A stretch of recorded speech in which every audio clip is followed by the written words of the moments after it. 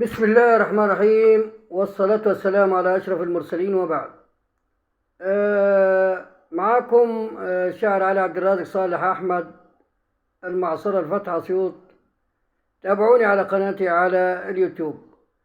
الفيديو ده إن شاء الله فيديو بعنوان إن لم تستحي. الفيديو موجه للفنان أو المطرب المدعو أحمد سعد. طبعا يما احمد سعد ده كان هو فاكر نفسه ان هو ملكية خاصة، لكن ده اصبح راجل يعني ملكية عامة وليس ملكية خاصة، مش حر في نفسه. بعد ما طلع على الفيسبوك ولابس جيبة ولابس بلوزة ولابس مش عارف وحالق شنبه ولابس قميص استرتش، يعني متشبه بالنساء. وده ملعون بنص حديث الرسول، ملعون 3 لعنات: لعنة من الله، ولعنة بنص حديث رسول الله، ولعنة من البشر. طبعا أحمد سعد يمكن يقول لي لا ده حرية شخصية. لا يا حبيبي، في قانون، احنا عندنا قانون أو مقولة بتقول تنتهي حريتك عندما تبدأ حرية الآخرين. يعني تأذي الناس بالمناظر المعفنة اللي انت طلعت بيها ده، ولا حتى في الغرب يا راجل. يا راجل ده انت اسمك احمد سعد، ده اسم من اسماء رسول الله صلى الله عليه وسلم. فانت ملعون. انا مش انا اللي لعنتك، اللي لعنك نص حديث رسول الله صلى الله عليه وسلم، كل الناس عارفاه، رواه البخاري ومسلم والكتب اجمع، مجازا يعني، مش بالظبط كده. واخد بالك؟ لعن الله المتشبهين من الرجال بالنساء، ولعن الله المتشبهات من النساء بالرجال. وانت تشبهت تمام التشبه بالنساء. تنتهي حريتك عندما تبدأ حرية الآخرين. انت مش حر يا حبيبي. اوعى تقول لي ده حرية شخصية. لا، حرية شخصية دي اعملها في اوضه النوم، تلبس حلق، تلبس حج، تلبس خلخال، تلبس تشبه بالنساء كيف تشاء، ولكن ما تطلعش على التواصل الاجتماعي وتلبس لي جيبه وبلوزه وتقول لي حريه شخصيه. ليس حريه شخصيه، ده قله ادب. فالفيديو ده بعنوان، وهو موجه للفنان احمد سعد: ان لم تستحي. وبقول فيه: حلقت دقنك والشنب واسأت للرجل الادب، ما فعل احدا فعلتك، لا ابن المغيرة وابو لهب، ولا امية بن خلف، ولا حتى حمالة حطب.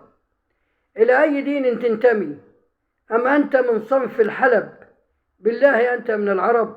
لقد أسأت للطرب. ألا يا سمية اطلبي، ألا يا سمية اطلبي الطلاق من أبو الطرب، إن كان هو بذمتك فلا عهد عنده ينطلب.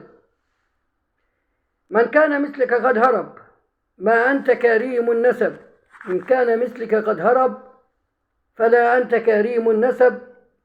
كسرت نقودك يا فتى، جعلتك تفعل ما تحب، تلبس بما لبس النساء، تلبس بما لبس النساء، وقد تغني في القصب.